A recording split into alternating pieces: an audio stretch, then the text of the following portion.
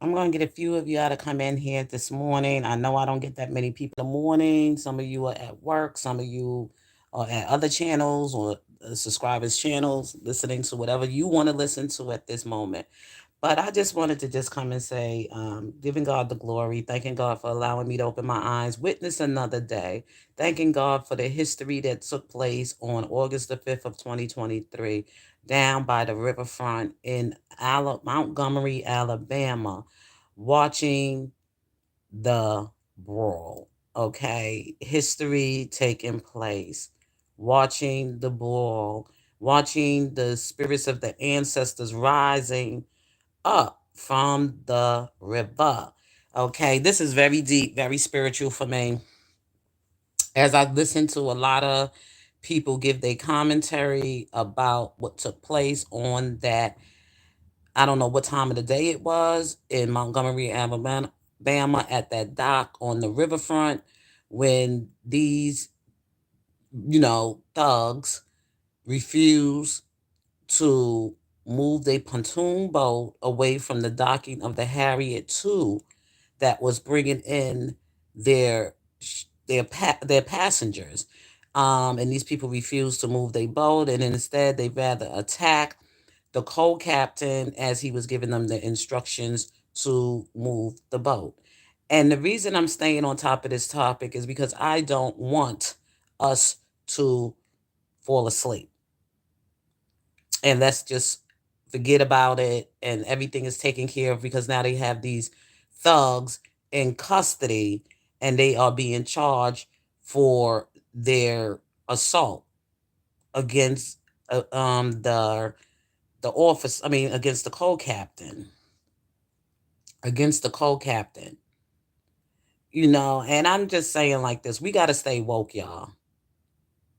We have to stay woke. I mean, we laugh about it. Some of us cried about it.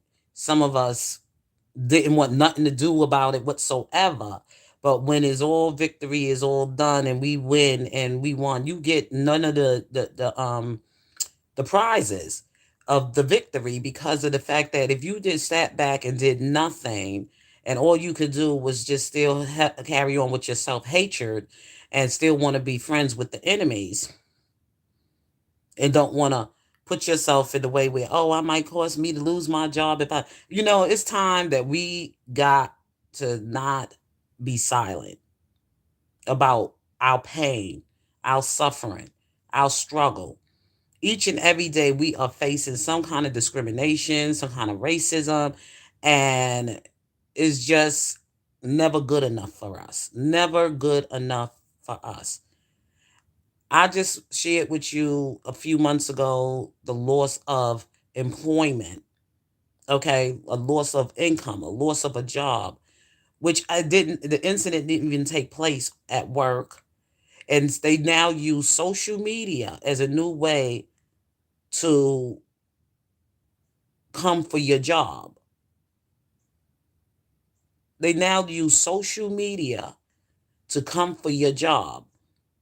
Oh, anytime you say anything that might offend them, when they offend you 24/7, 24 hours towards the day, and nothing, no kind of repercussions, no kind of punishment, no reprimandment, no nothing happens to them when they having their conversation about us. I don't go creeping around, like I said, they life and to see what they doing or whatever like that. I stay in my own place, minding my own business, minding my own business.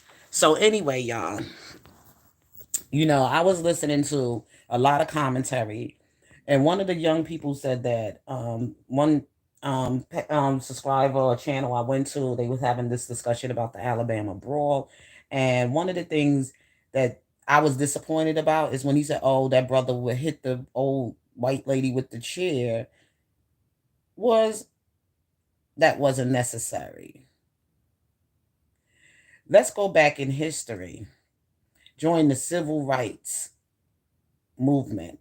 How many did you see grandmothers, elderly women being dragged and beaten by the police batons? And not only just been beaten, bloodily beaten, and how many dogs They let loose to maul our children and our elders. Think about it, y'all. See, some of y'all need, before you come to this conversation, you need to do some research and do some research in your history of what took place back in the civil rights when we just wanted to have a peaceful protest of boycotting against the bus services, transportation. When Rosa Parks got on that bus and other people got on that bus and they was not allowed, paid the same equal amount of fare, but still had to sit in the back. And anytime a white person came on, if the bus was really like crowded or whatever, they couldn't sit at all. They had to stand, give up their seat to a white passenger. And I'm going to feel sorry for one white woman getting hit over the head with a goddamn chair that also was part of provoking violence and who also was putting her hands on some of on the black captain and also on some of the other workers that were there. Oh no. And I supposed to feel bad about that? Do your history, because when you sing with when you I told you I'm a generation of X baby. So I was in the making of that experience of when that was going down. My children should now be the children of the leading this fight against the riverfront in Montgomery, the Alabama and the riverfront and the Alabama brawl. These are my leaders. These are the people now who's supposed to be leading the tests and the oh God, leading the movement right now against this type of behavior or this kind of conduct towards black people, crimes against black people. Everybody is being protected in America except black people. The police brutality, the George Floyd, Trayvon Martin, the list just goes on and on. All the innocent black lives that was lynched and taken, and it's been going on in America's forever. From the time we've been here in America, when we've been brought over here across the waters, not by choice. I'm not talking about the ones who came by choice, who brought them a ticket to come to America for their American dream or to go to school and everything else like that. And to, whatever. I'm not talking about those kind of black Africans. I'm talking about the ones who were actually brought here in bondage and sold over here as slaves and did not come here by choice. And we lost our place of who we are, where we came from, our language, our everything. Okay? Now I'm saying this against there wasn't no good white citizens and there wasn't no good white people. But now this is about us. And right now, I don't feel sorry for not one. And I hate this. I ain't going to say I hate it. I'm unapologetic about it. I'm tired of apologizing. And especially when I didn't do anything wrong. And I'm not apologizing. God has showed up and showed out. Our ancestors has showed up and showed out for us. And we are not to forget it for what they had to go through down by the riverfront, down by the river. Those old spiritual, Negro spirituals should mean something to us forever and forevermore. We're supposed to pass that down to our children, to our children's children, and our children through our history. There's something spiritually in that Bible, even though they portray to us this when they stole our religion and changed up our religion and everything else like that for us, our language and all that other stuff. They didn't even want us to read. Another thing is that our church used to be our school building. And they used to come in their white bed sheets, pillowcases over their head or whatever, and burn down our schools and also our church. Our church and our schools. They didn't want us to have. Who the heck is Peter Smith? Hello, Peter. I don't know who you are. This is the first time I'm seeing you here, but welcome, welcome, welcome. Always some weirdo coming into your chat, but you welcome anyway.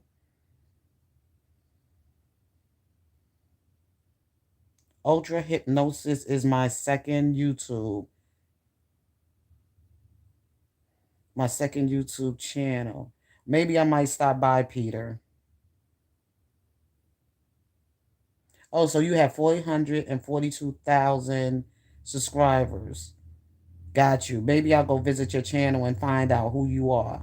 Well, thank you for coming by, Peter. I appreciate that. Is there something here you want to share with me in this chat? Pete, Mr. Smith? About the conversation?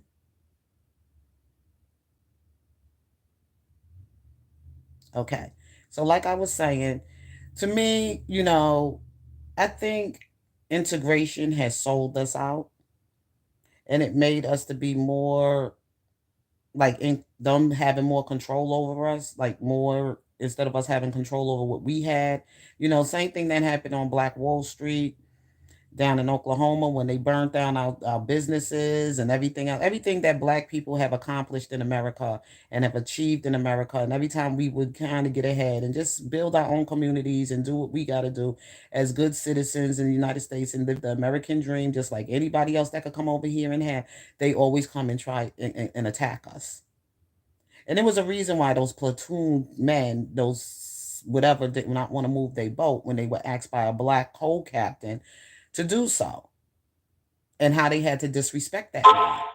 But we're going to sit back and go to sleep on it and say, oh, we're going to laugh about it, joke about it, cry about it for a few days, and then we just going to forget all about it and just try to, you know, I don't want to forget, and I don't want to sleep. No, I don't. I don't want to forget, and I don't want to sleep on it. I want us to really go far with this. Let it be known. Don't just talk it for today and forget about it tomorrow, because enough is enough. This has been 500 years of our frustration, and we just keep taking it, taking it, taking it, and it's just like this saying, "Turn the other cheek," is not helping us get ahead. Because as soon as we turn the other cheek, guess what? Here come another sneak attack on our spirit.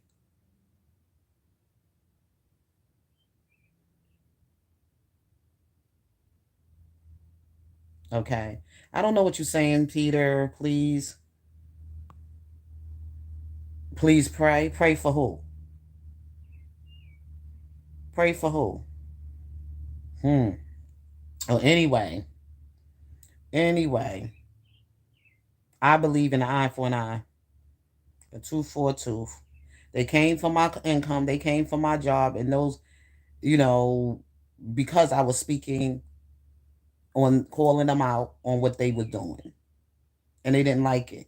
And of course, they will put your own people there to do their dirty work, just like they did the same to our other leaders and those who came before us or whatever. The things they did to Martin Luther King, Malcolm X, they made sure they used they well.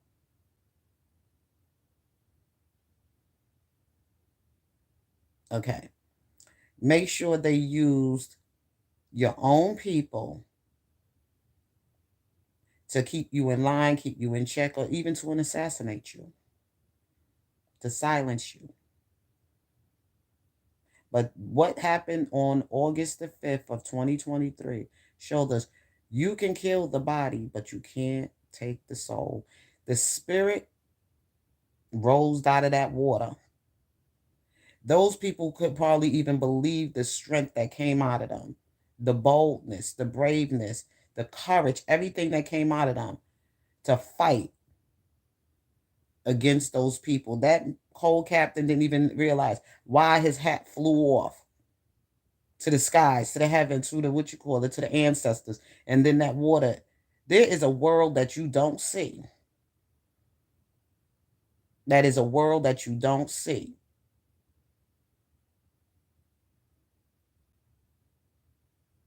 Okay, you have sent me my. Oh, you sent me your YouTube channel. Got you. I don't know how you sent it to me, but I'll find out anyway. But anyway, like I said, there is a world that we don't see. Oh, your YouTube channel link. Okay. Thank you, Peter. Got you, Peter. Yeah, so there's a world we don't see that is our spiritual world. Our spiritual world.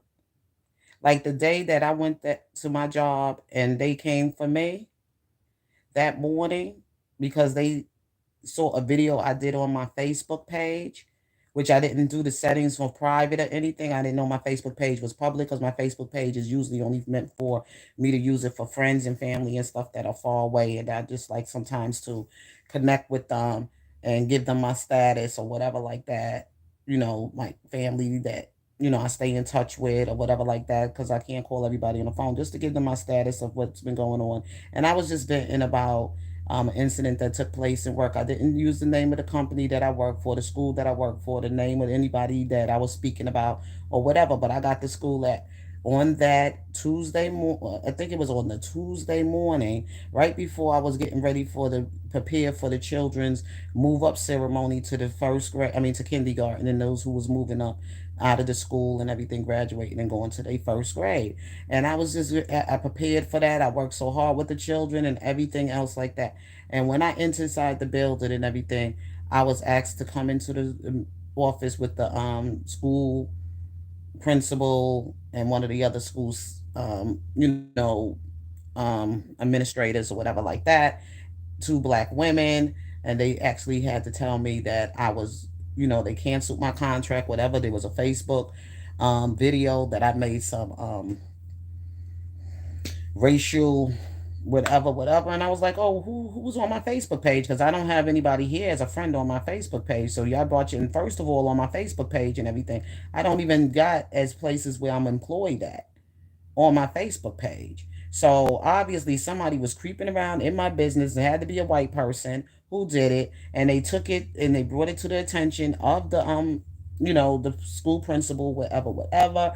And the next thing you know, I had my contact, my contract, because I was talking about them, and that's what they do. Oh, a lot of people, but it shouldn't happen because if you're not a friend on my page, you should not be on my page trying to figure out, peeping around in my conversation. See, this is the stuff that they do to try to come for us. Anything we doing, they creeping around, seeing what we having our conversations about or whatever. So I tell my friends on Facebook and everything, you know what?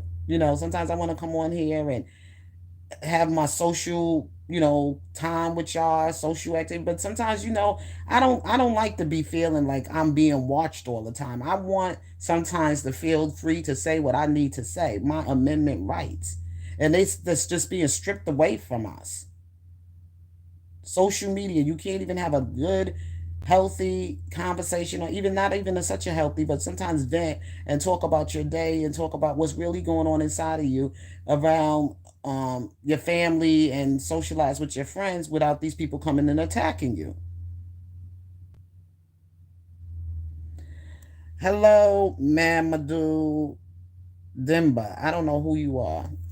But welcome, welcome, welcome this morning to my channel. I can't stay here very long because I gotta go, but I just wanted to just share today to say some things that I wanted to share of my own experience that I had also experienced as far as racism.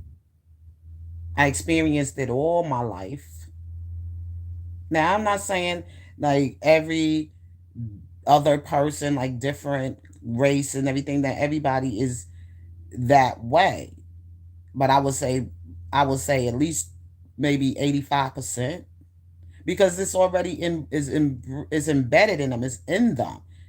This is what I'm trying to say. The things that with in us, from what we had inherited from our ancestors, and the things we have inherited from our, you know, African descendants or whatever like that, is in us. It's just in us. Just like the things they inherit from their ancestors is which is in them. It's in them. We will never, ever be as good as them. For to them. Okay? And it's just being and I'm just speaking the truth to you. You will never. God gave us all our own in our own equal amount, but I'm gonna tell you something. Everything that God has created has something different. You will never be as equal as a human being to them. Because as soon as you can say one little thing about them or do this, because like this thing that happened in Alabama, bro, I'm telling black people, stay woke. It ain't over. They're going to find some kind of way to get back at you for what happened to their brethrens and their sisters on that dock. We didn't start it, but we sure enough finished it. And they just not going to get over it. And they're going to find some way to plot or to plan or to do whatever. They might be sitting back and being silent down, but they not. Even what what they asking the police officer about the man with the chair who went swinging with the chair. They looking for a way to come for that brother. And people making, because people were getting so happy with playing with, doing the chair jokes and doing all this other stuff, like, stirring the pot up, getting it all, hyped up, whatever. And believe it or not, I don't want that brother nothing to happen to him, because of the fact when I look back at what happened to my ancestors and seeing the dogs and and all the things that happened to them during the civil rights movement, and the brothers that were lynched on the trees, the black men that were falsely accused of crimes of rape and other things against white women, what happened to Emmett Till.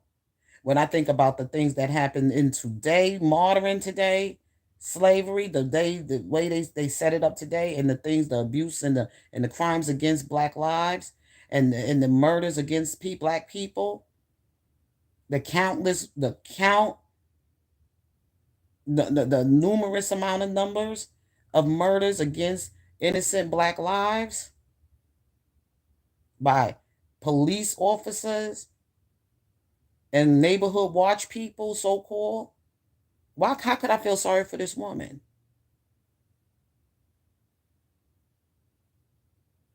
Vengeance is mine, says the Lord. And I'm unapologetic about it. How could I feel sorry for her? And why should I feel my brother needs to be punished? I don't feel that way. I just don't. I just don't. And the poor black the poor black woman who had to lose her job for coming out to defend her brother, from when she saw how they was being attacked, how he was being attacked, and she had to throw that white woman, the same white woman who kicked that man when he was down, and did her part. She did her part too. Quite a few of them. I think maybe one of them was trying to get involved and pull and stop one of the black men, or stop some white man or whatever like that, brethren, from attacking the black man. But it was the rest of them. I don't count, because they was one of them I saw punched a little young boy in the stomach. But I gotta feel sorry for her for getting slammed upside her head with that chair. See, some things the camera missed. But I just came to give you this and say this to you. Stay woke. Don't fall asleep. So with that being said, gotta go. So you all be blessed. Have a wonderful day, and peace.